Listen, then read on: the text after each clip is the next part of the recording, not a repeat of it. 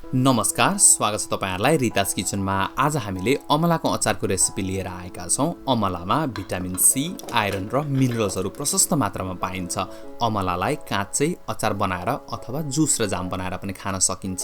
खास गरिकन अमलाले हाम्रो पाचन प्रणालीमा एकदमै मद्दत पुर्याउने भएकोले गर्दा पनि दशैंमा मासु खाएर पेटमा गडबडी देखिएको भए चाहिँ यो रेसिपी अवश्य पनि बनाउनु होला। अनि भिडियो मन पर्यो भने लाइक, कमेन्ट र शेयर पनि गरिदिनु होला। आउनु सुरु गरौँ आजको यो आजको रेसिपी बनाउनलाई हामीले केही मसलाहरू लिएका छौं। हामीले लिएका छौं 2 ठूलो चम्चा नुन, त्यसैगरी 1 ठूलो चम्चा चिली फ्लेक्स, 1 सानो चम्चा मेथीको गेडा, 1 सानो चम्चा सोपलाई कतै पानजिरा पनि भनिन्छ, त्यसैगरी 1/4 सानो चम्चा हिङ, 1 सानो चम्चा बेसार, 1 सानो चम्चा ज्वानो अनि 2 ठूलो चम्चा पहेँलो तोरीको धुलो लिएका छौं। कालो तोरी पनि प्रयोग गर्न सकिन्छ। त्यसैगरी हामीले 800 ग्राम अमला पनि लिएका छौं र साथसाथै हामीले यो अमलाको अचार बनाउनलाई 200 ml तोरीको तेल पनि प्रयोग गरेका छौं। अब आउनुस् हामी अमलालाई उमाल्न सुरु गरौँ। अमला उमाल्नलाई सबैभन्दा पहिला त हामीले एउटा कराई बसाल्नु पर्ने हुन्छ। कराईमा लगभग 1 देखि 1.5 लिटर जति पानी एड गरिदिनु होला। त्यसपछि यसको ढक्कन बन्द गरेर पानीलाई उम्लिन दिनु होला। त्यसपछि मात्रै हामी यसमा अमला एड गर्ने छौं। तपाईले भिडियोमा देख्न सक्नुहुन्छ पानी उम्लिसकेको छ। अब यसमा हामी 800 ग्राम अमलालाई एड गरिदिन्छौं। यदि तपाईलाई इच्छा भए यतिखेर नुन र बेसार पनि एड गर्न सकिन्छ, तर हामीले यसलाई एकदमै प्लेन यतिकै उमालेका छौं। तपाईले अमलालाई 10 मिनेटसम्म मिडियम आगोमा उमाल्नु पर्ने हुन्छ। त्यसपछि यसको ढक्कन खोलेर हेर्नुस्, अमला आफै फुट्न थालिसकेको हुन्छ। यसरी अमला फुट्न थालेपछि अमला रेडी भएको मानिन्छ।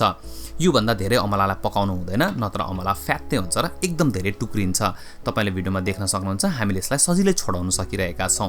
अब हामी यो अमलाबाट तातो पानी ड्रेन आउट गरिदिन्छौं र साथसाथै हामीले यसलाई चिसो पानीले एकपल्ट राम्रोसँगले पखाल्नु पर्ने हुन्छ। यसरी चिसो पानीले अमलालाई पखालेपछि यसको कुकिङ प्रोसेस चाहिँ स्टप हुन्छ र अमला एकदमै फ्रेश रहन्छ।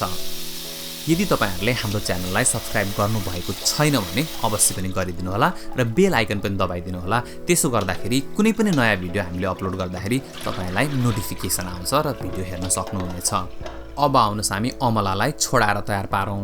यो अमलालाई तपाईले सिंगै बोयाममा राखेर पनि अचार बनाउन सक्नुहुन्छ। तर त्यसरी अचार बनाउँदाखेरि अमलाको भित्रसम्म टेस्ट जानलाई तपाईले कम्तीमा पनि 4-5 दिनसम्म चाहिँ पर्खिन पर्ने हुन्छ। तर यसरी छोडाएर अचार बनायो भने इन्स्ट्यान्टली तपाईले 4-5 घण्टा पछाडि नै यो अचार खान सक्नुहुनेछ। त्यसैले चोइस तपाईको हो, कसरी बनाउनुहुन्छ। सिंगै पनि बनाउन सकिन्छ र यसरी छोडाएर पनि बनाउन सकिन्छ। तपाईले भिडियोमा देख्न सक्नुहुन्छ हामीले सबै अमला छोडाएर तयार पारिसकेका छौं। अब आउनुस् हामी मसला बनाउनतिर लागौँ। मसला बनाउनलाई सबैभन्दा पहिला त एउटा कराई बसालेर त्यसमा 200 ml जति तोरीको तेल दिनु होला। जहिले पनि तोरीको तेल नै प्रयोग गर्नुपर्ने हुन्छ, किनकि तोरीको तेलमा एक खालको विशेष खालको स्वाद हुन्छ जुन हामीलाई एकदमै मन पर्छ। यो तोरीको तेललाई हामीले मिडियम हाई हिटमा तताउनु पर्ने हुन्छ। तेलबाट धुवाँ आउन थालेपछि अनि हामीले आगो निभाइदिन्छौं र यसलाई हामीले एकछिन सेलाउन दिनुपर्ने हुन्छ। हामीले यो तेलमा अहिले नै मसलाहरू एड गर्यौं भने मसला डढ्छ र खान मजा आउँदैन।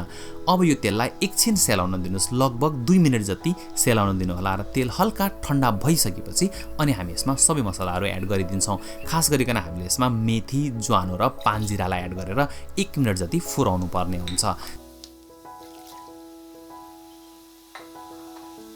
अब हामीले थोरै हिङ पनि एड गरिदिनु पर्ने हुन्छ। हिङ छ भने एड गरिदिनु होला, छैन भने नहाल्दा पनि हुन्छ। साथसाथै यसमा अन्य सबै मसलाहरू एड गरिदिनुस्, जस्तो कि खोर्सानी, बेसार। त्यसैगरी हामीले यसमा 2 ठूलो चम्चा पहेँलो सरसोईको धुलो पनि एड गरेका छौं। तपाईसँग कालो तोरी छ भने तोरी पनि प्रयोग गर्न सकिन्छ। त्यसैगरी हामीले यसमा नुन पनि एड गरिदिएका छौं र अब हामीले अन्तिममा छोडाएर राखेको सबै अमलालाई यसमा एड गरिदिन्छौं। अमला एड गरिसकेपछि हामीले अमलालाई तेल र मसलासँगै लगभग 2 मिनेट जति राम्रोसँगले मिक्स गर्नुपर्ने हुन्छ।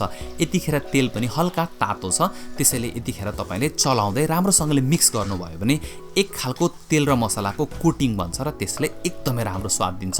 यो अचारलाई तपाईले 3-4 घण्टा सेलाएर इन्स्ट्यान्टली खान सुरु गर्न सक्नुहुन्छ। त्यसैले यसलाई एकछिन ठण्डा हुन दिनुस् अनि त्यसपछि तपाईले यसलाई बोयाममा भर्न सक्नुहुन्छ।